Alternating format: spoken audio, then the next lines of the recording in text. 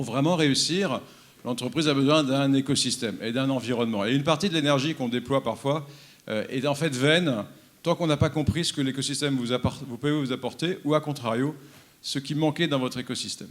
Voilà très succinctement les remerciements du président Renaud Muselier d'être ici. La Maison de la Région, l'hôtel de région vous accueille et est à votre écoute, que ce soit à la fois pour les espaces, mais aussi que ce soit pour tout ce que nous pouvons produire ensemble. Je vous souhaite de bons travaux, une belle conférence. Et puis, je voudrais dire à mon amie Madame Martel-Raison, merci, parce que quand on a de bons partenaires, eh bien aussi, parfois, quand on est une femme ou un homme politique, eh bien, on nous met sur la bonne voie. Eh bien, la bonne voie, nous la travaillerons ensemble, si vous le souhaitez. Merci beaucoup. Cet ADN exportateur, comment est-ce qu'il a pu exister? D'abord parce qu'on a des clients. Donc, on avait une chance, c'est qu'on avait des clients globaux qui eux-mêmes accompagnaient des distributeurs globaux sur le marché. Quand nous sommes nés, peut-être ça un certain temps, il n'y avait pas encore de linéaire, où ça commençait juste à exister. Donc, il fallait que le produit vive par lui-même. Et la grande distribution commençait à naître. Et puis, cette grande distribution, elle s'est déployée en Europe, aux États-Unis, en Europe et puis en Chine. Et on a accompagné ces marques dans leur parcours. Et pour les accompagner, on a véritablement créé une dynamique autour d'une politique produit à l'écoute des marques. Les moteurs de cette réussite, finalement, ils sont peut-être très simples, mais je pense qu'ils sont à peu près toujours les mêmes, quels que soient nos métiers. C'est il faut un business model résistant. On avait une solution système.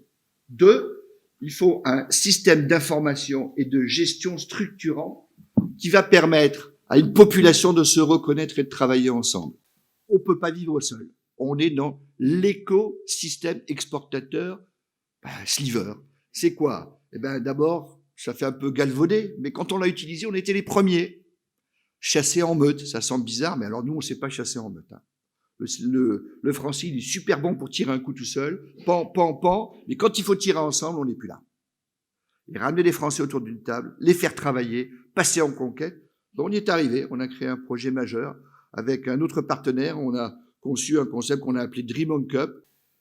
Un travail collaboratif, il se fait toujours sur un modèle. On a développé un travail collaboratif international parce qu'on s'est servi de notre modèle, celui qui était à proximité.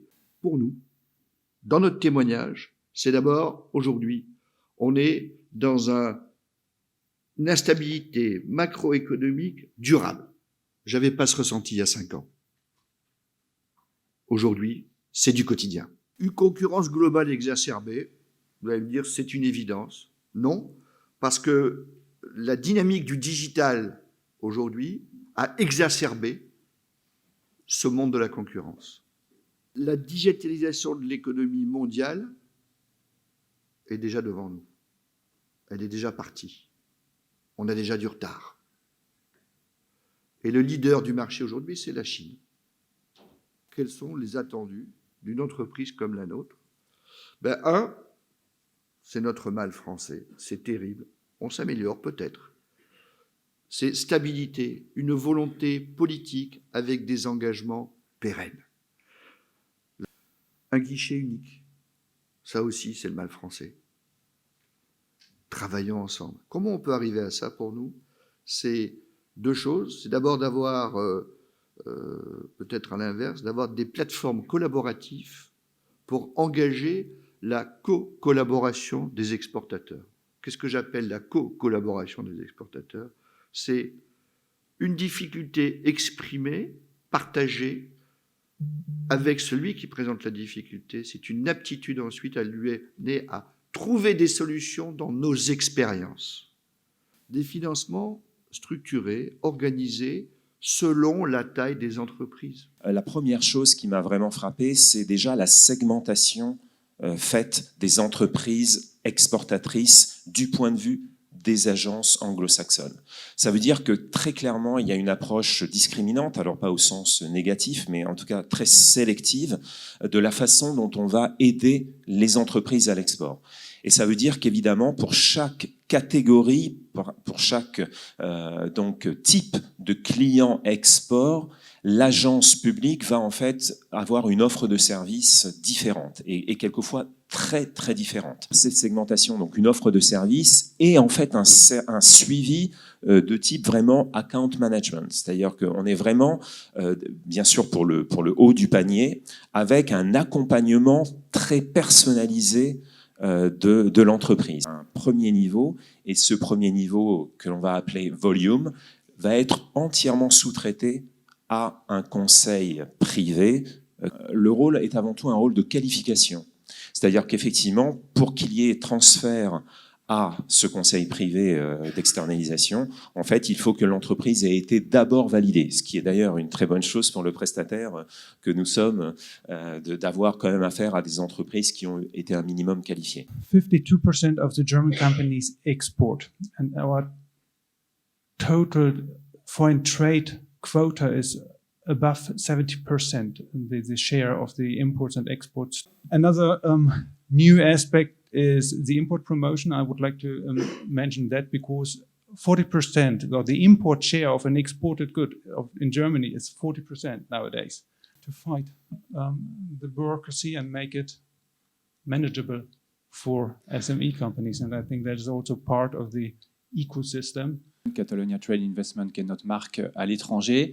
Et nous avons la particularité d'avoir été, si ce n'est la première, en tout cas une des premières agences de promotion économique à réunir l'export et l'innovation au sein d'une même agence. Donc, la somme de ces deux agences, ce ne sera pas 1 + 1 = 2, mais 1 + 1 = 3, car on montera en compétences. L'internationalisation et l'innovation sont intimement liées et se renforcent mutuellement. Un nouveau modèle de bureau qui va chercher justement des collaborations avec les entreprises locales et au-delà de la collaboration commerciale, d'aller monter des partenariats technologiques, de travailler avec des centres de recherche, de proposer aussi les innovations catalanes à des entreprises françaises et de co-construire une offre ensemble plutôt que de venir avec un produit et de le pousser sur les marchés étrangers. Ce dont je vais vous parler, c'est plusieurs formes de collaboration, d'exportation collaborative, pardon. Tout d'abord, nous avons une technologie qui est brevetée dans 58 pays. Ce qui veut dire qu'on a un objectif qui est clair, c'est d'aller dans autant de pays que la protection.